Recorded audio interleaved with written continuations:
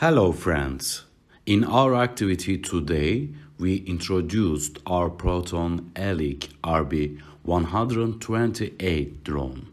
Our device performs both magnetic and thermal scanning from 1,000-meter height to a depth of 50 meters. It is used to find rooms, tunnels, cavities, metal and missing person buried underground or underwater.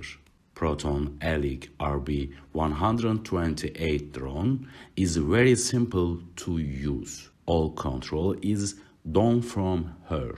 You can see the target you are going to scan from both the drone camera and the screen works together with your software simultaneously. Yes, it is a product that is very comfortable to use and free to sell.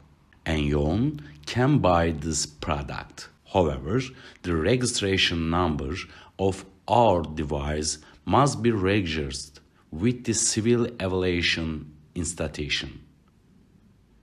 As Assuva defense industry, I thank you all for watching and following us.